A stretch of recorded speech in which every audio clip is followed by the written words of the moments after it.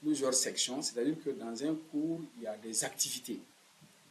Il y a des activités, par exemple, on peut commencer par une introduction générale du cours, voilà, c'est une partie, voilà, qui demande des explications, qui demande certainement des questions-réponses. Après, on aborde le chapitre 1, peut-être qu'à la fin du chapitre 1, on va faire des tests, des contrôles ou encore des devoirs. Donc, en fait, c'est toutes ces choses-là qu'on appelle les parcours. Généralement, les parcours, c'est la décomposition d'un cours, soit en séance ou en chapitre. D'accord?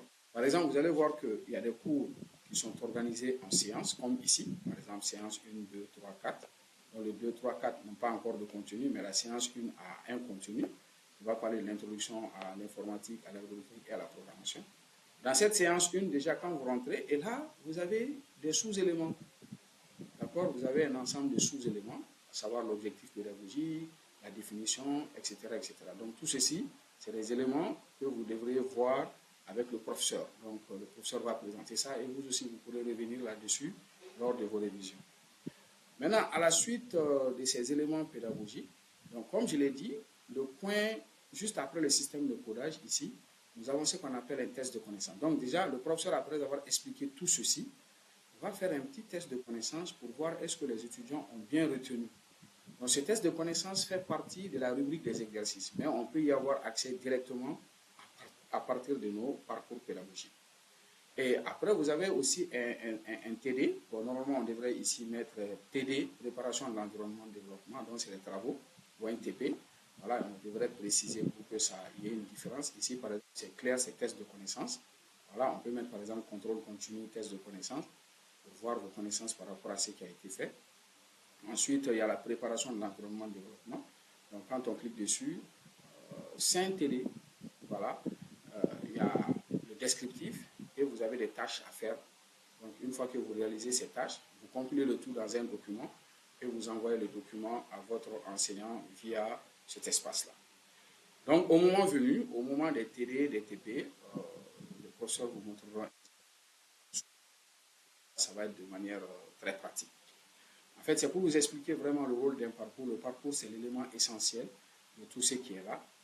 Donc, tous les exercices que nous avons vus, que ce soit les TD ou encore les tests de connaissances, on les retrouve facilement ici. Par exemple, voici le test de connaissances déjà. Voilà, qu'on a vu à travers le parcours.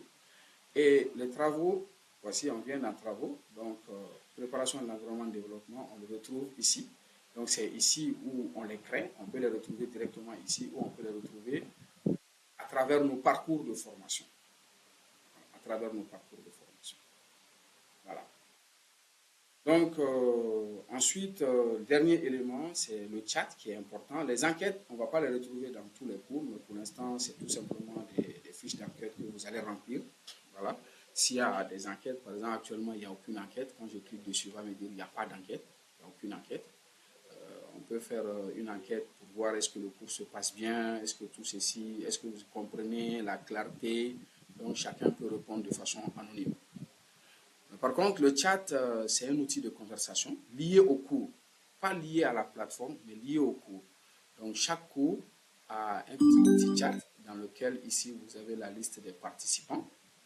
Vous pouvez envoyer un message à tout le monde ou vous pouvez envoyer un message à quelqu'un de particulier. Par exemple, si je choisis quelqu'un de particulier, je peux très bien lui envoyer un message.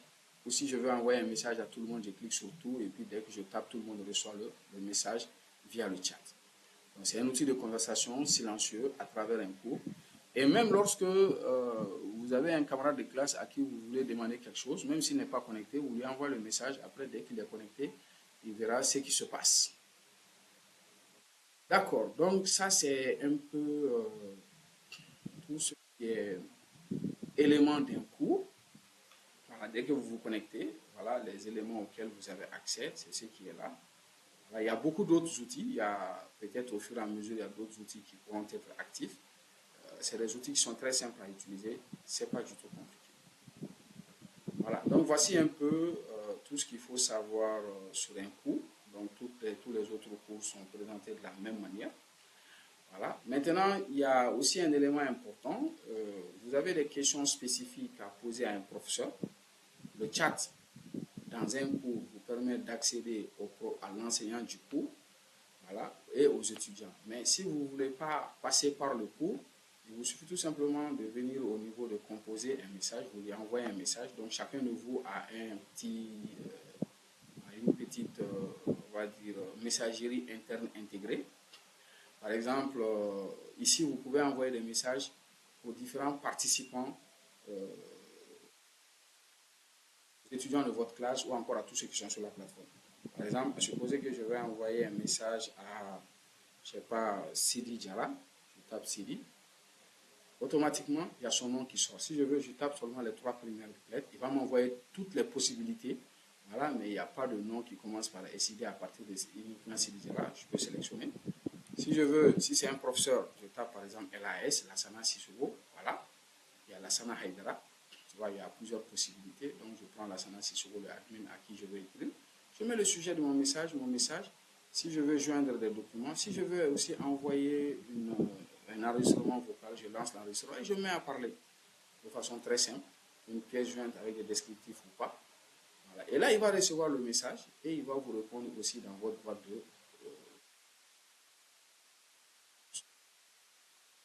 Maintenant, on va peut-être revenir un peu en arrière. Maintenant, dès que vous venez sur votre plateforme, voilà, dès que vous revenez sur votre plateforme, on va venir ici au niveau des messages. Donc ça, c'est la boîte de réception. Il n'y a aucun message reçu. Voilà, on n'a pas de message reçu. Voilà, il n'y a pas de message reçu. Donc, si vous recevez des messages, vous les verrez ici. Maintenant, je reviens à mon espace cours, voilà, qui est là. Mon espace cours, il est là. Voilà. Donc, je pense que déjà, c'est bon pour comment accéder à un cours et quels sont les parcours pédagogiques. Les éléments de cours aussi, on les a expliqués. On a expliqué un peu le rôle des parcours pédagogiques. Il y a peut-être autre chose que je voulais dire, c'est que l'utilisation de votre espace de cours dépend de votre disponibilité. Donc, nous avons prévu de faire des enregistrements des cours et de les mettre au niveau des parcours. C'est-à-dire que normalement, dans chaque séance ou dans chaque chapitre, à la fin du chapitre, vous avez une vidéo de présentation. Si vous n'arrivez pas à suivre les cours à temps, vous pouvez très très bien revivre.